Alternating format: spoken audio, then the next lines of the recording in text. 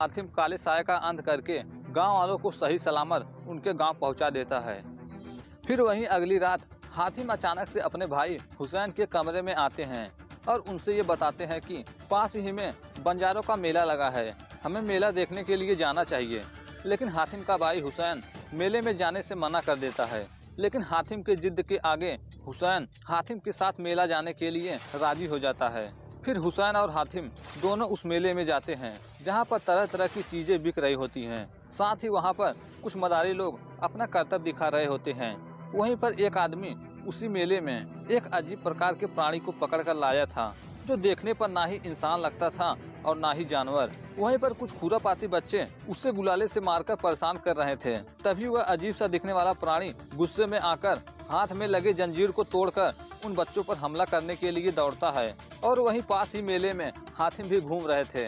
तभी बच्चा दौड़ते दौड़ते गिर जाता है और उस बच्चे को बचाने के लिए हातिम जैसे ही आगे बढ़ते हैं तभी कोई दूसरा आदमी आकर उस बच्चे को बचा लेता है। लेकिन जब उस इंसान के चेहरे से कपड़ा हटता है तो पता चलता है कि वह कोई आदमी नहीं बल्कि एक लड़की है। तभी अचानक से वह अजीब सा दिखने वाला प्राणी उस लड़की को धक्का मारकर हवा में उछाल देता है। तभी हातिम दौड़कर उस लड़की को बचा लेते हैं। फिर बाद में हातिम उस प्राणी को काफी परेशान करने के बाद उसे बंधक बना लेते हैं। फिर उस आदमी को हातिम 10 गुना ज्यादा पैसा देते हैं जो उस प्राणी को पकड़ कर लाया था। और पैसा देने के बाद हातिम उस आदमी से कहते हैं कि तुम इसे जहां से पकड़ कर लाए थे उसे वहीं छोड़ आओ। और वह आदमी तैयार भी हो जाता है, क्योंकि उस आदमी ने उस प्राणी को पकड़ने के लिए जितना पैसा खर्च किया था हातिम ने उसका 10 गुना उसे पैसा ज्यादा दिया। रात भी काफी हो चुकी थी। उसके बाद हातिम और हुसैन मेले से महल चले जाते हैं और हुसैन हातिम को समझाते हैं कि तुम ऐसा खतरा मोल मत लिया करो। फिर वहीं दूसरी तरफ जरगाम अपने नए शैतान जंजाल को हुक्म देता है कि उस बच्चे का पता चल गया है, यानी हातिम जो कि यमन में रहता है, तुम यमन देश में जाकर उसे खत्म कर दो। वहीं हातिम अपने महल में चैन की नींद सो रहे होते हैं। तभी अचानक उनके कमरे में कोई घुसता है और वह इंसान जैसे ही हातिम की ओर बढ़ता है हातिम तुरंत नींद से उठकर उसका हाथ पकड़ लेते हैं।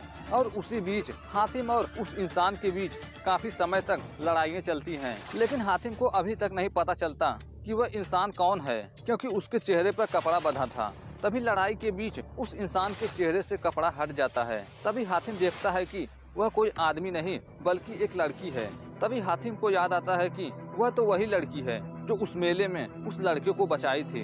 तभी कमरे में हुए हाथापाई की वजह से कुछ आवाजें हुई थी, जिसकी आवाज सुनकर कुछ सिपाही हुसैन को लेकर हातिम के कमरे में आते हैं। तभी वह लड़की हातिम को यह कहकर भाग जाती है कि हातिम तुम्हें हमारी लोगों की जान बचानी है, तुम्हारा जन्म बहुत बड़े काम को करने के लिए हुआ है। और वह लड़की अगले दिन हातिम को खुद से मिलने के लिए कहती है। तभी हुसैन हातिम के कमरे में आकर हातिम से पूछते हैं कि वह इंसान कौन था। वहीं दूसरी ओर वह लड़की अपने साथियों के पास पहुंच चुकी थी और अपने साथियों को बताती है कि हातिम वही है, क्योंकि हातिम के गले में वही चेन होती है जो बचपन में वीर सरजीव ने हातिम को पहनाया था।